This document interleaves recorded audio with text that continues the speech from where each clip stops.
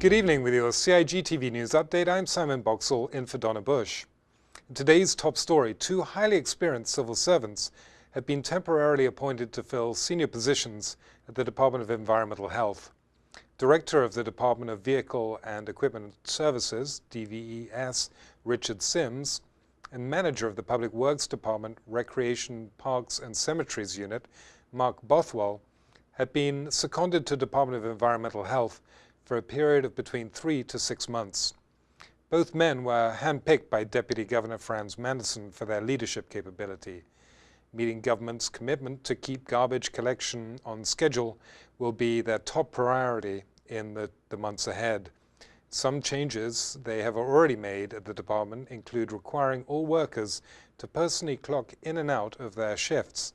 In addition, they have reintroduced the requirement for vehicles to be inspected twice daily. Another initiative being considered is the implementation of recommendations to optimize the effectiveness and efficiency of collection routes.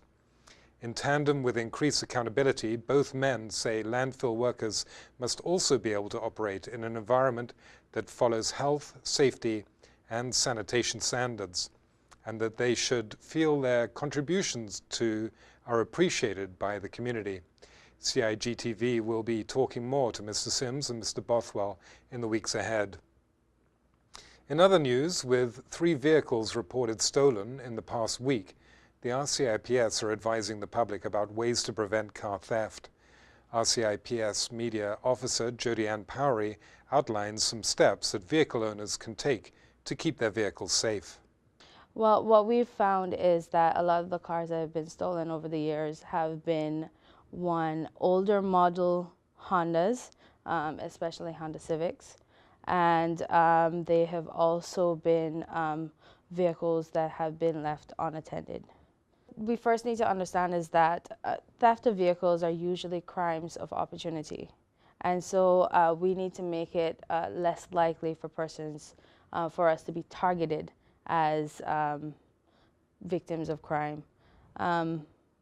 I would say the top 3 would be to ensure that you leave your cars locked when you're leaving them unattended, never leave your vehicle running, and also when you're parking at night to ensure that you park in a well-lit area. The RCIPS is also asking the public to notify them if they see any of the following vehicles: a black Honda Civic, registration 105279, a blue BMW 320i, registration number 134-163, a white Ford F-150, and that number plate is 107441.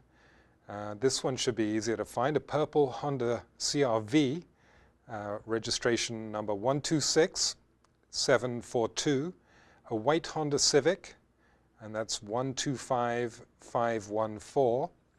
And also we're looking for a silver Honda Integra, license plate number 125885, and a white Honda Civic, license plate number 147792, and a dark blue Honda Civic, registration plate number 180451, a silver Honda Civic, and that's Q0832, and finally we're looking for a silver Acura TL, registration plate number 141470.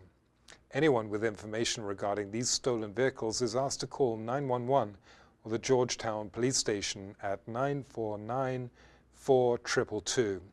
Anonymous tips can also be provided directly to the RCIPS via the confidential tip line at 949-7777 or the website www.rcips.ky. And finally, we can share now the names of the latest Proud of Them finalists, which were revealed at a special ceremony last night at the Georgetown Yacht Club. 12 young people aged between 11 and 21 years old took home the Youth Recognition Awards. In addition to proud friends and family, also present were Minister for Youth Juliana O'Connor-Connolly and Acting Chief Officer Sir Tonya Cacho, as well as the head of the National Youth Commission, Reverend Donovan Miles. The names of the finalists are Tennille Lee, and that was for Academics, Culture, and Community Service. Keanu Caston Oliver, and that's for Academics, Community Service. Zachary Emerson Moore, and that was for Sports.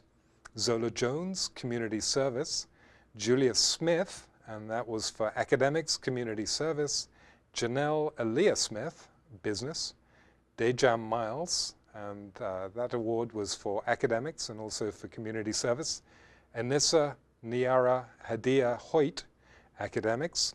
Trevor D. Olive Carmola Jr., Academics and Community Service. And Gabriella Giovanna Rich, Academics.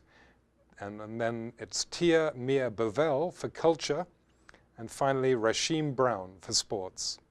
In recognition of their accomplishments, young people took home a certificate, as well as a check for $500. Their faces will soon be posted on billboards on Grand Cayman to inspire other young people to become high achievers. As always, if you missed today's news update, you can get all the details on our Facebook and YouTube pages.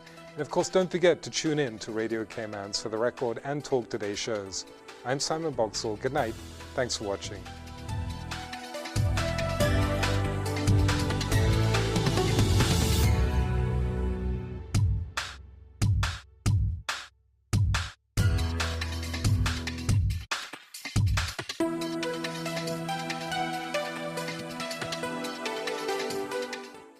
Boating, fishing, and water sports in the Cayman Islands are great, but keep a cool head. Here are 7 tips for fun and safe sea outings. Number 1. Use a checklist to plan your outing. Check the weather forecast, make a float plan, and share it with someone who is remaining on land, stating where you're going, with whom, and when you're expected to return. Visit your nearest marine supply store to get your safety gear. This includes signaling mirrors, whistles, and a flare kit.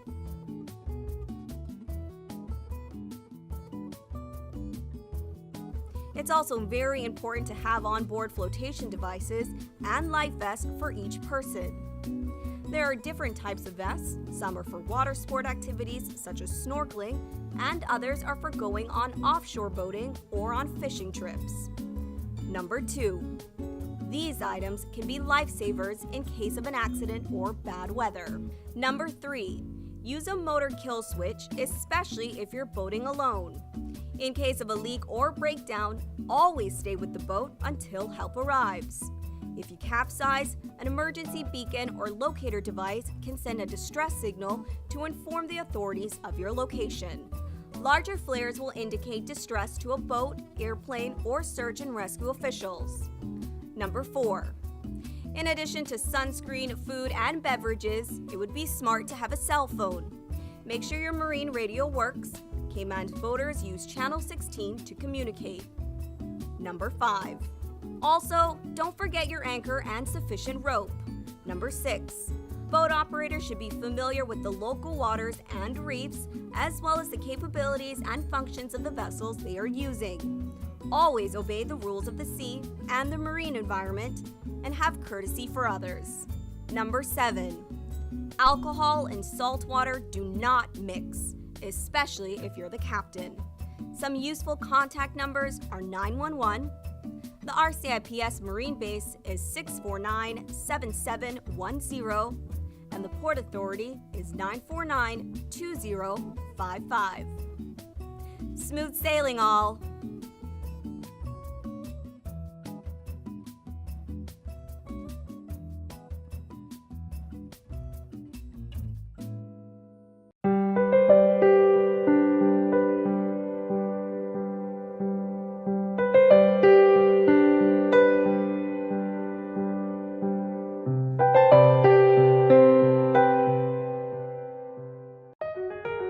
Did you know that planning permission is required for a shed? Did you know you should check with the department as a planning and permit application may be required?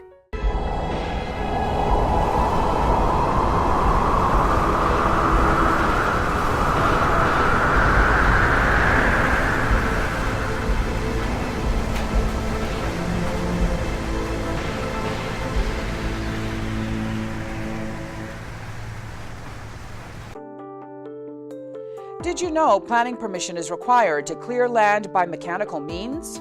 You should check with the department as a planning and permit application may be required.